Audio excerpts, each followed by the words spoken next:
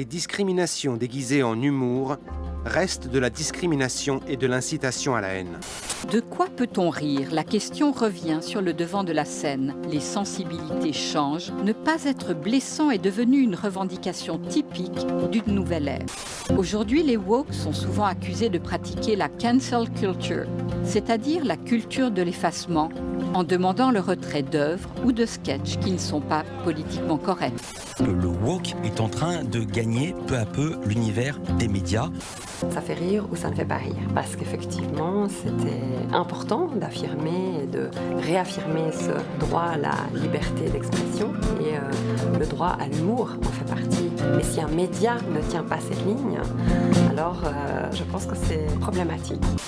Premier réflexe devant ces manifestations de censure, cette obsession raciale qui revient, cette volonté de déconstruire les statuts, cette volonté de repérer partout, jusque dans l'enseignement des mathématiques, les suprématies blanches. C'est quand même un peu délirant. Oui, on arrive à des choses complètement dingues. Ils sont jeunes, militants, engagés. Ils descendent dans les rues pour manifester. Ils s'engagent dans des associations pour faire bouger les choses. Ils utilisent leur voix pour construire ensemble un monde meilleur, moins discriminant. Ce sont les champions de la justice sociale et de la lutte contre les discriminations. Peut-être que c'est vous aussi ? En tout cas, aujourd'hui, ils sont désabusés et ressentent une dictature de la pensée. On vous dit pourquoi. Abonnez-vous ! En vérité, je vous le dis.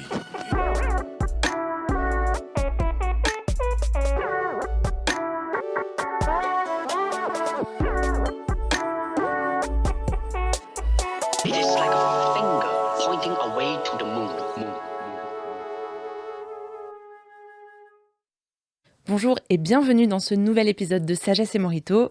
Aujourd'hui, c'est moi, Léa, avec mes copains JC et Christelle. Et dans cet épisode, je vais commencer par vous raconter des histoires. Par exemple, cette chanteuse française du nom de Solène, qui s'est engagée dans plusieurs manifestation antiracistes. Elle est descendue dans la rue, dans tout le mouvement Black Lives Matter et ressentait un vrai sentiment de je fais changer les choses et je m'engage dans une lutte qui est juste.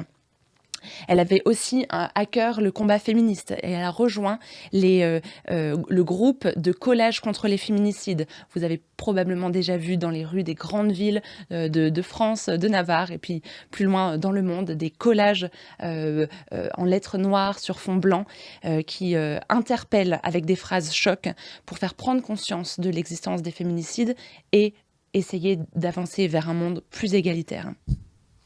Et puis un jour, cette jeune militante antiraciste et féministe, elle se rend compte qu'il y a un petit problème parfois dans la lutte dans laquelle elle est engagée. Juste après l'assassinat de Samuel Paty, on s'en souvient malheureusement par un jeune étudiant tchétchène, elle voit que des collages, les mêmes utilisés contre les féminicides, affichent « l'islamophobie tue » et « stop l'islamophobie ». Et là, tout d'un coup, elle est choquée. Elle voit que ces mêmes collages, ce même procédé, il est réutilisé pour parler d'un autre problème, certes, l'islamophobie, mais qui vient juste après un assassinat terrible pour un prof qui justement parlait de la liberté d'expression et de la possibilité de parler de certaines religions, notamment l'islam, de manière parfois un petit peu critiquée. Et le fait qu'il ait été tué justement parce qu'il avait critiqué l'islam, et donc on pourrait dire que c'était un crime anti-islamophobie, elle se dit que le fait d'utiliser ces mêmes collages pour dire que l'islamophobie tue, c'était vraiment faire un amalgame dans les luttes contre les discriminations envers les minorités. Et là, elle revient sur son militantisme. Autre exemple, ce jeune étudiant homosexuel actif dans la lutte contre l'homophobie depuis son adolescence. Et en fait, il dit que c'est de plus en plus difficile de se nommer militant LGBT, car dans LGBT, il y a parfois un problème entre les militants qui représentent les différentes lettres de ce mouvement. Il observe en effet une évolution des discours et donne l'exemple de son amie lesbienne, militante lesbienne, ayant refusé d'avoir un rapport sexuel avec une femme transgenre qui ne s'était pas fait opérer des organes génitaux et qui donc avait encore un pénis. Et cette fille s'est fait exclure du groupe de militants et avait été accusée de transphobie. Ce jeune homme, prenant l'exemple de son ami, dit que dans le mouvement militant LGBT, les femmes lesbiennes sont de plus en plus qualifiées de transphobes et que ça pose un problème sur leur propre militantisme lesbien. Ou encore, autre exemple, cette activiste métisse qui se faisait harceler en raison de sa facette blanche.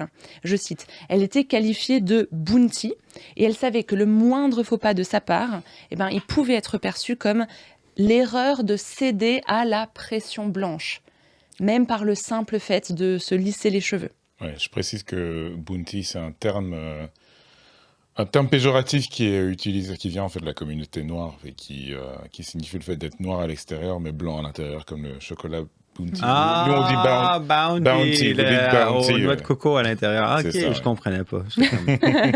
Fallait m'arrêter, il fallait me dire, Léa, qu'est-ce que tu racontes là? Des fois c'est la distance américaine. Là. Je me dis, bounty, ça doit être un mot bounty. Ou quelque chose. Ben oui, ok. Et donc, ces 3 témoignages que je vous ai résumés, en fait, ils révèlent l'envers d'un certain militantisme.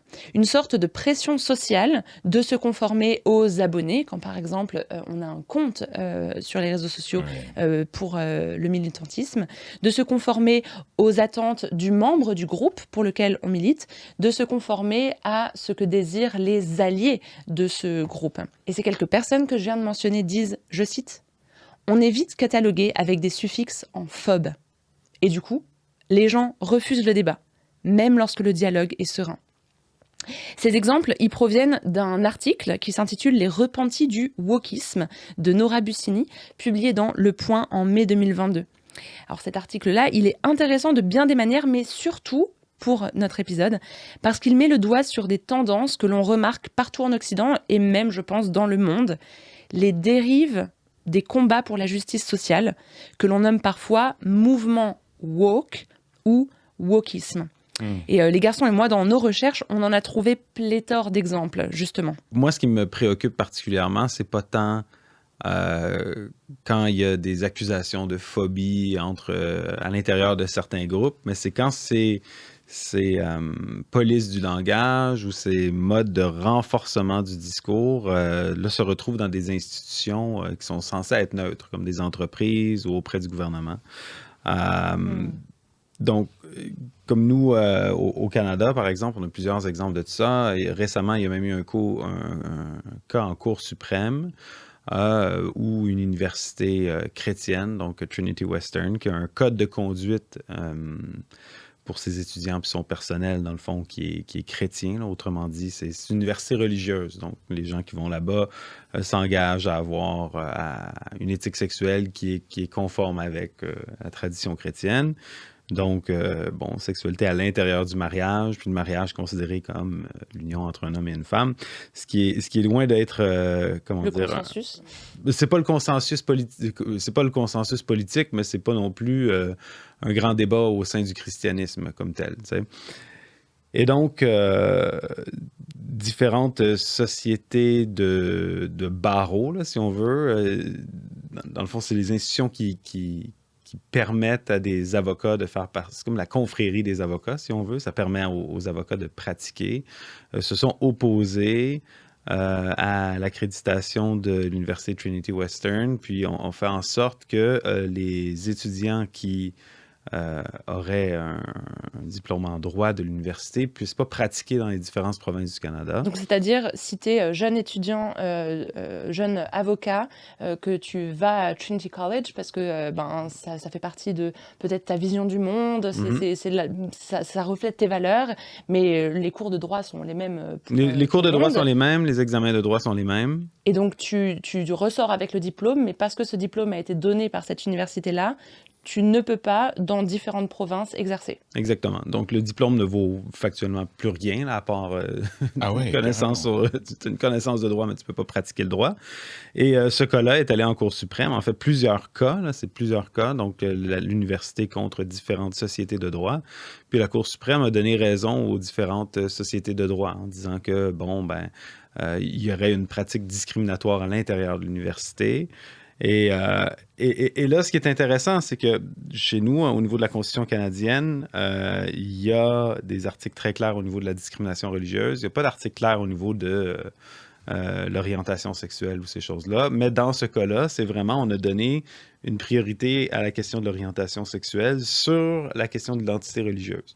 Et là, c'est juste un exemple. Mais on remarque ici un certain débalancement où ce qu'on dit... Oui, c'est correct que certains groupes aient leurs valeurs ou leurs idées, mais là, dans l'espace public, c'est les idées et les valeurs d'un groupe qui va avoir préséance sur tous les autres. Et j'ai du mal à comprendre en quoi c'est discriminatoire, du coup, d'adhérer, par exemple, à ces valeurs d'une certaine éthique sexuelle et religieuse. Non, Elle est où la discrimination? La discrimination dirait que, dans le fond, le cas qui a été fait, c'est de dire les étudiants qui sont LGBT décideraient de ne pas appliquer à cette université-là, donc ça pourrait créer comme un système à deux paliers, à deux vitesses. Et donc, c'est un petit peu ça l'argument là derrière. Mais de l'autre côté, c'est pas discriminatoire de pénaliser des étudiants qui, au fond, c'est pas eux qui ont écrit la politique de l'université. Ils ont un diplôme en droit, ils peuvent pas exercer le droit. Enfin, Non, c'est ça. Puis, je veux dire, il peut y avoir des universités qui sont religieuses, qui sont chrétiennes. Là, la question, c'est le présupposé maintenant, c'est de dire, OK, mais dans l'espace public, les institutions sont neutres religieusement, mais ne sont pas neutres au niveau d'autres idéologies, comme l'idéologie woke ou l'idéologie LGBT, qui sont des idéologies. C'est ça qui est frappant pour moi. Idéologie dans le sens groupe d'idées auxquelles on adhère. Un groupe d'idées auxquelles on adhère, qui sont basées sur des présuppositions axiologiques, dans le sens où on croit quelque chose qu'on ne peut pas démontrer, comme on ne peut pas démontrer les droits de l'homme, on ne peut pas démontrer différents dogmes ou doctrines. Mais on y adhère, on les défend. Exactement, c'est ça. Donc, là, ici, il y a comme un genre de 2 poids, 2 mesures. Maintenant, il faut faire attention parce qu'on peut aussi parfois utiliser l'arme de critiquer ce qu'on appelle la pensée woke pour dire oh, mais les discriminations c'est pas grave ou en tout cas ce que les woke pointent du doigt c'est pas si grave que ça, ils sont foncièrement racistes et ils sont à l'encontre des blancs, ils sont à l'encontre des hétérosexuels, etc. Et ce qui se passe, même si cette critique, je pense elle a du sens, et c'est un peu pour ça qu'on en discute, c'est parce que voilà, il y a des questions derrière. Parfois, ça peut être utilisé pour juste affirmer ou confirmer le pouvoir ou l'autorité ou l'ascendant que ont certains groupes dans la population, dans des grandes institutions. Par exemple, c'est plus difficile pour des femmes parfois d'accéder à certains postes, ou des personnes, comme on dit en France, plutôt d'origine étrangère ou issues de la diversité, non blanche, d'accéder à certains rôles. Et ça vaut la peine de mettre ce problème sur le tapis, sans dire que voilà, les femmes ou les personnes non blanches ont plus de droits que les autres. Mais parfois, c'est un peu une sorte de réponse réactionnaire pour dire il ne faut pas changer le statu quo, en fait. Ouais.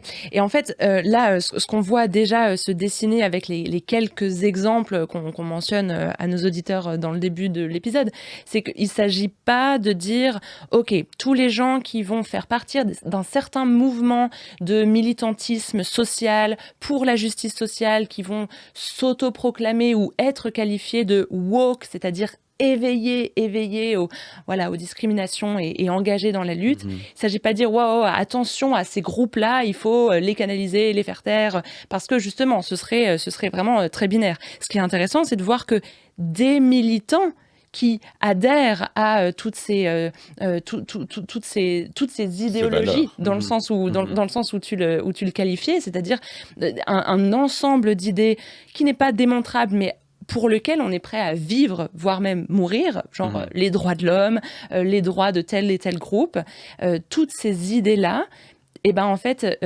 au sein de leur militantisme, ils se trouvent accusés par d'autres militants au sein de ce même groupe, ou au sein d'autres groupes qui peuvent rentrer en rivalité.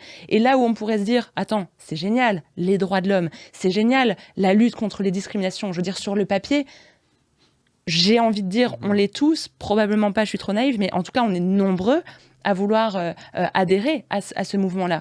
Mais c'est de voir qu'il y a un mouvement fracturé finalement, et qu'il y a, en luttant contre les discriminations, on crée des discriminations, et en s'engageant dans un militantisme au demeurant tout à fait louable, on est accusé d'être contre d'autres militants, et c'est là où finalement il y a un problème. Il ne s'agit pas d'être réac, mais... Ouais, non, mais ça, tu vois, pour moi, ça m'inquiète pas trop, dans le sens, dans tout mouvement militant, dans tout groupe politique, tôt ou tard, il y a des fractures, il y a des divisions, il y a des ailes d'un parti qui vont prioriser une identité ou une politique par rapport à une autre.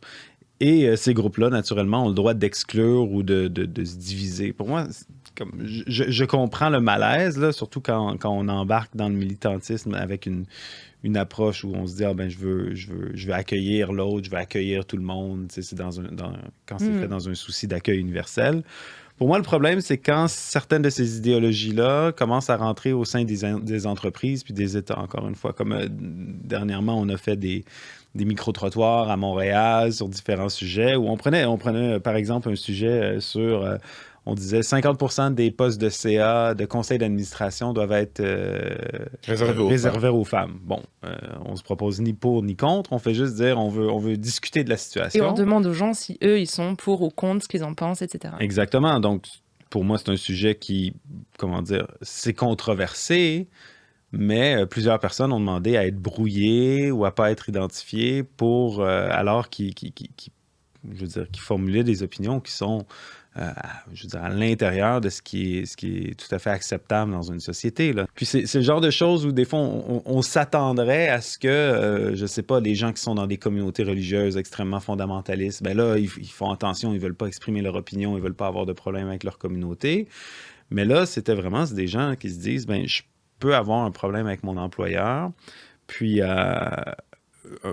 où il y a plein d'opinions qui étaient acceptables il y a 5 ans. Un homme est un homme, une femme est une femme. On sait à peu près quelle est la définition qui va l'un avec l'autre. Des opinions qui étaient qu'on pouvait partager tout à fait ouvertement il y a 5 ans, aujourd'hui peuvent être problématiques pour quelqu'un qui est en politique ou dans un poste d'administration. Donc, c'est là, pour moi, où l'enjeu principal se trouve, c'est qu'on assiste quand même à un refermement, une autocensure par rapport à la liberté d'expression parce qu'on craint des conséquences institutionnelles. Donc, pour moi, si je suis dans un groupe végétarien, puis j'organise des barbecues, puis mon groupe végétarien me bannit du groupe, je peux comprendre. Des barbecues de viande. Hein. Des barbecues de viande, pas avec des boulettes de pâté végé. Vous comprenez ce que je veux dire? C'est comme, pour moi, par contre, un employeur ne devrait pas pouvoir renvoyer quelqu'un parce qu'il est musulman, parce qu'il est chrétien, ou parce qu'il pense que on est homme, on est femme, puis que on peut pas changer son genre à travers une identité personnelle ou même une manipulation technique ou des chirurgies. Pour moi, ça, c'est une opinion qui peut être tenue en société.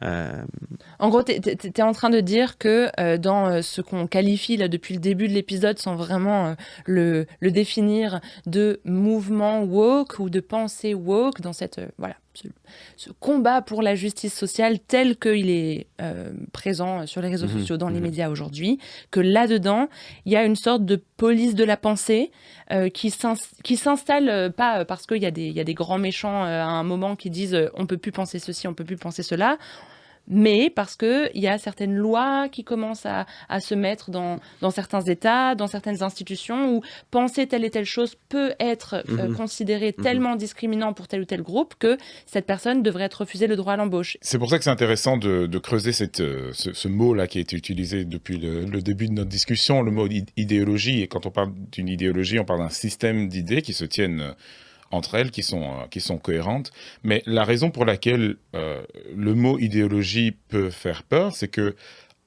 en réalité, alors dans le monde théorique des idées, les idéologies, c'est juste un système d'idées qui sont cohérentes. Mais en réalité, autre niveau de lecture, c'est un système d'idées et de valeurs. C'est-à-dire qu'on va donner un poids à certaines idées. Et donc, il s'organise une hiérarchie d'idées et il y a toujours quelques valeurs qui deviennent suprêmes ou supérieures qui prennent le dessus sur les autres. Et c'est peut-être un petit peu ce qu'on voit là. Il y a ce principe dans la doctrine des droits de l'homme, de la façon dont on pense, dont les juristes pensent aux droits de l'homme. Il y a ce principe selon lequel il n'existe pas de hiérarchie des droits de l'homme. Donc la liberté d'expression est pas plus importante que la liberté d'assembler, et la liberté de conscience est pas moins importante que le droit à la vie. Tout est exactement au même niveau. Les problèmes qu'on a cités là jusqu'ici, le fait qu'une lesbienne se sente exclue d'un groupe LGBT, c'est la traduction d'une hiérarchie des valeurs. C'est-à-dire que l'identité de genre est un principe plus important à défendre que l'intégrité personnelle, puisque si elle a refusé d'avoir un rapport sexuel, bon quand même, ou que le droit à la vie privée, qui est le droit de base de défense des personnes homosexuelles, est peut-être moins important à défendre que l'affirmation du genre, par exemple. Et on peut donner tout un tas d'exemples. L'exemple du Canada, la pensée ou l'inclusion des personnes LGBT est plus importante que, on va dire, la liberté de conscience, si on part de cette université chrétienne. Et ça, en fait, ça peut... Il y a deux choses dedans. La première chose, c'est que souvent, et moi le premier, on a envie de soutenir la justice sociale. Moi c'est quelque chose que j'apprécie, et je suppose vous aussi, et la plupart des personnes qui nous écoutent. Donc quand on entend quelqu'un qui s'exprime sur des problématiques d'injustice, on a envie de soutenir ces personnes. Et donc, on s'abonne à son compte, ou on va regarder de plus en plus de vidéos YouTube autour de cette thématique.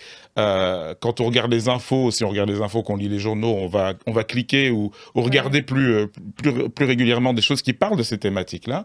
Mais subrepticement, à l'insu de notre plein gré, ce qui s'organise, c'est que dans notre tête et dans notre cœur, il y a une hiérarchisation des valeurs, et qu'on commence à s'orienter vers certaines valeurs qui deviennent les valeurs suprêmes. Bon, on pourra creuser ça plus loin, je pense, à un autre épisode, parce que je trouve que c'est super intéressant, parce que c'est quelque chose qu'on fait tous dans notre vie, dans plein de domaines. Et de façon inconsciente. Donc c'est super important pour chacun de s'arrêter et de se dire, mais c'est quoi en fait ce que je valorise le plus. Il y a 500 ans, en Europe, tout le monde était religieux, donc tout le monde avait un moment de check de c'est quoi mes valeurs les plus importantes. Aujourd'hui, on vit dans une société où on veut plus prescrire ce genre de choses, et je suis d'opinion que c'est bien. On veut plus imposer aux gens leur système de valeurs, mais c'est quand même important de conscientiser ça, parce que le risque, c'est qu'on peut se faire manipuler, et que ça peut être un véritable danger pour la société. Enfin, on ne veut plus imposer un certain système de valeurs. JC, avec l'argumentation qu'il avait tout à l'heure, dirait que peut-être, au contraire, c'est ce qui est en train de se passer, en fait. Juste, c'est pas sous l'égide d'une grande institution religieuse, mais c'est d'autres institutions, certaines associations, lobbies, groupes de parole, etc. Ouais, parce que Christelle parle du fait qu'il y a 500 ans en Europe, tout le monde était chrétien, mais il y a 500 ans en Europe, il y avait des chrétiens, il y avait des protestants, il y a eu des grandes guerres de religion, puis ces guerres de religion se sont terminées par une sorte de trêve où est-ce qu'on a dit, c'est une grossière caricature, mais il y a une sorte de trêve où on a dit, bon, ben, il va y avoir des institutions communes qui sont ni protestantes, ni catholiques, qui sont pas religieuses ou qui sont neutres, tu sais. Et pendant longtemps, on a pris pour acquis que bon, ben, l'État est neutre, la fonction publique est neutre, les entreprises sont neutres.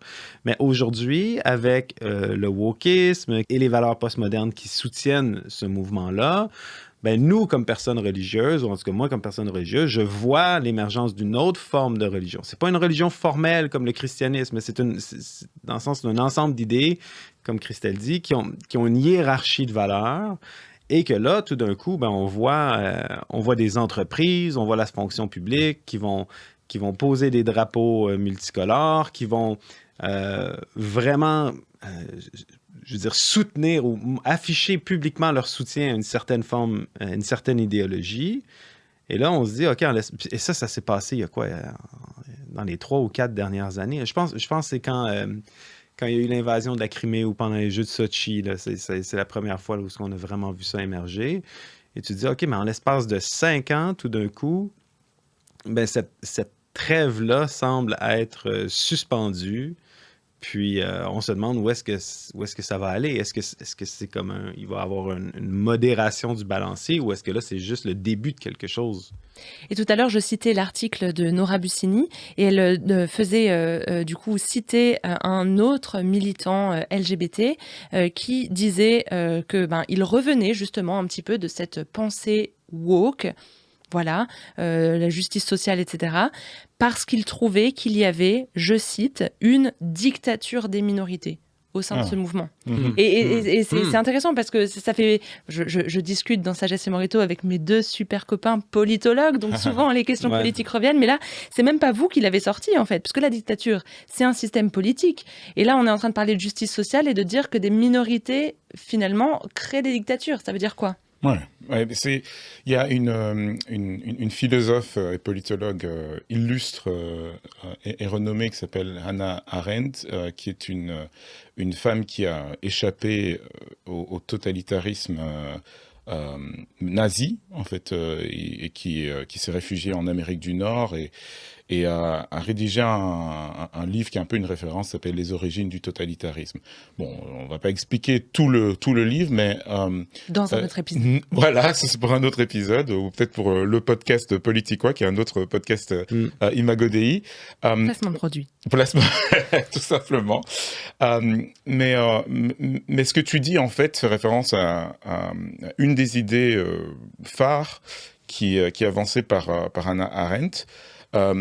Elle parle en fait de l'atomisation dans la société. L'atomisation, c'est le fait que le lien social, les connexions entre les gens sont de plus en plus séparées.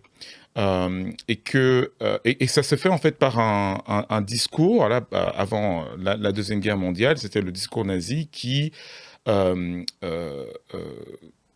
convainquait les gens qu'ils devaient rester plutôt dans leur bulle, quelque part, qu'il y avait des différences fondamentales entre les gens dans la société. Et il y a vraiment un parallèle entre ça et ce qu'on voit aussi aujourd'hui, en dehors de la pensée woke aussi, c'est-à-dire la montée du populisme, des populismes de droite, c'est la même chose. Ce qui va se passer, c'est que dans le discours, on va faire ce qu'on appelle un portrait de l'ennemi. Il y a un joli mot allemand, Feindbild, qui a désigné ça, sur vraiment le portrait de l'ennemi. Et c'est vraiment l'idée de... on pointe du doigt certaines personnes, certaines institutions, comme les personnes qui incarnent une idée qui est notre ennemi. C'est un peu comme si des personnes étaient possédées par une sorte de démon qu'il fallait exorciser de notre société. Et en fonction du système d'idées ou de l'idéologie, ce portrait de l'ennemi va être différent. Dans certains discours vraiment d'extrême droite, on va dire c'est le musulman, par exemple. C'est le portrait de l'ennemi. Mais il y a d'autres discours aussi. On va, par exemple, on va dire regardez tel homme, écoutez comment il parle. Écoutez JC. Non, je rigole. Je suis l'ennemi. Il représente la masculinité toxique. Pas toi. Tel homme représente la masculinité toxique et donc le patriarcat. Voilà le portrait de l'ennemi. Ou dans un autre discours, on va dire, regardez telle personne, elle a la peau blanche, elle manifeste l'esprit de la blanchité. Et la blanchité, il faut la combattre. Ou regardez telle personne qui incarne l'esprit de l'hétéronormativité, c'est-à-dire la domination des hétérosexuels sur les autres, pour faire court. Ou regardez telle personne qui est convaincue qu'il n'y a qu'un seul, qu'il y a 2 sexes uniquement et qu'il y a une nature et un rôle social très clair masculin, un rôle social très clair féminin. On va dire, voilà, c'est l'esprit de la cisnormativité. Et donc, on va créer comme ça des ennemis ou des démons à combattre dans la société. Qui est en fait la réponse à cette hiérarchie de valeurs qui en fait sont des valeurs qui commandent nos croyances. Et on pense qu'on est dans un monde athée non-croyant, mais en fait on a tous des systèmes d'idées, de valeurs et de croyances. Et ce que Hannah Arendt va nous dire, c'est que le fait de diviser les êtres, les citoyens dans la société, ça les rend plus, c'est une sorte de précondition, plus susceptible de devenir les victimes en fait d'un discours totalitaire qui met en place un régime. Exactement, ça les rend plus vulnérables à discours totalitaire qui peut rendre en fait la dictature plus facile. Alors je suis pas en train de dire qu'on est en train de tomber dans la dictature maintenant. C'est un peu ce que tu viens de dire, c'est un petit peu déprimant. Non, je rigole. non, soyons clairs, il y a quand même encore enfin c'est pas pour demain matin la dictature, mais il y a quand même des signes, des signaux, des mécanismes qui sont opérants en ce moment. C'est ça. Et je pense que ça fait partie un peu de la maturité citoyenne et de l'autodéfense intellectuelle, de s'arrêter, de se poser des questions en disant « Attendez, c'est quoi mon système de croyance ? C'est quoi mon système de valeurs ? Qu'est-ce que je place en haut de la pyramide de mes valeurs ? Et est-ce que ce que je place en haut de la pyramide de mes valeurs n'est pas utilisé par d'autres personnes qui ont d'autres discours, avec pour résultat d'exclure les autres, de créer d'autres injustices? Est-ce que mon culte de la justice intégrale n'est pas en fait un outil pour l'injustice? Ce que critiquaient justement les 3 personnes dont je parlais en début d'épisode. Cette chanteuse française féministe et antiraciste, ce jeune militant LGBT, mais surtout contre l'homophobie, et puis cette jeune métisse. Et les 3, ils disent, mais ils se retrouvent entre différentes forces finalement, parce que le groupe d'en face, il met sur sa hiérarchie de valeurs, et il met en haut de sa hiérarchie de valeurs un principe suprême qui vient à l'encontre de moi, mon militantisme et la manière dont je l'exprime. Cette question-là du portrait de l'ennemi que tu décris bien, Christelle, c'est un principe politique, en fait, chez Carl Schmitt, qui est un penseur qui est associé à l'idéologie nazie. Mais Carl Schmitt dit que le principe politique, c'est la distinction entre l'ennemi, puis ceux qui sont amis et ceux qui sont ennemis. C'est pour ça qu'on voit aussi différentes coalitions un peu étranges en ce moment, à la droite, à la gauche, des groupes qui se mettent ensemble contre d'autres groupes. Et le gros problème, c'est que je crois que ma foi, la foi chrétienne, me demande d'aimer mes ennemis et de les traiter comme je voudrais être traité. Puis c'est pour ça, moi, quand je reviens, mettons, à la question de la COVID qui a eu lieu les dernières années, personnellement, je me suis fait vacciner, j'ai pas eu de misère à suivre la plupart des directives de la santé publique. Mais j'ai été vraiment troublé par la manière dont le discours s'est transformé par rapport aux non-vaccinés. Tout d'un coup, les non-vaccinés, c'était les ennemis. Et c'était de leur faute si on avait telle ou telle chose. Puis rapidement, on a vu comment il y a eu une mobilisation dans la presse, dans l'opinion publique, comment on leur a fait perdre leur emploi, on les a traités d'une manière où je ne croyais pas de mon vivant qu'on traiterait des concitoyens de cette façon-là. Et si ce mécanisme-là, de traiter l'ennemi d'une manière où ce que tu dois de considérer son ennemi comme quelque chose à abattre ou à exclure de la société, ben ça, c'est un précédent, c'est un réflexe qui est dangereux. Je crois que notre système politique dans le passé, c'est quand même fondé sur ce principe chrétien de l'amour de l'ennemi. De dire, pour reprendre la phrase, je ne sais pas si c'est véritablement Voltaire qui le dit, mais attribué à Voltaire. C'est pas Voltaire qui l'a dit, mais elle est très belle. C'est pas Voltaire qui l'a dit, mais elle est très belle. Je ne l'ai plus exactement, là, Christelle, comment tu l'as? Je suis en désaccord complet avec vos idées, mais je me battrai jusqu'à la mort pour que vous soyez capable de les dire. Exactement. Puis j'ai l'impression qu'on est en train de perdre ça en ce moment. Et il faut être très conscient. Ça, les auditeurs doivent être très conscients que la liberté d'expression, c'est tellement précieux qu'on doit le préserver même pour nos, entre guillemets, ennemis politiques ou idéologiques. Parce que le jour où une société perd cette capacité de s'exprimer librement, c'est très long, difficile, ardu pour la revoir, pour la retrouver de nouveau. Alors peut-être que vous autres auditeurs et auditrices qui nous écoutez, vous retrouvez un pan ou un autre de cette description. Peut-être, je peux reprendre la description du début, vous êtes jeune, militant, engagé, ou vous êtes peut-être moins jeune, mais vous vous sentez vraiment dans une envie de vous battre pour la justice sociale, pour un monde plus égalitaire, à votre échelle, à votre niveau. Mais peut-être que le conseil qu'on voudrait laisser dans la fin de cet épisode, c'est justement de se mettre avec les militants qui militent pour des choses différentes, voire contradictoires avec les vôtres, mais d'apprendre à les aimer. Et en disant ça, je me dis, c'est impossible.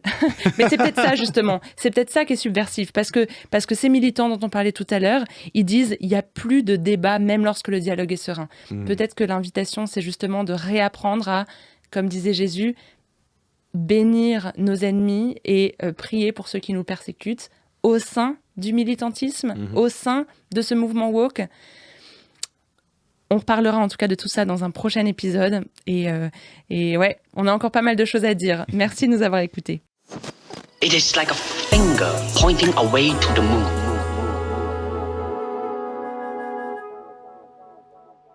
Merci d'avoir été avec nous pour ce nouvel épisode de Sagesse et Morito.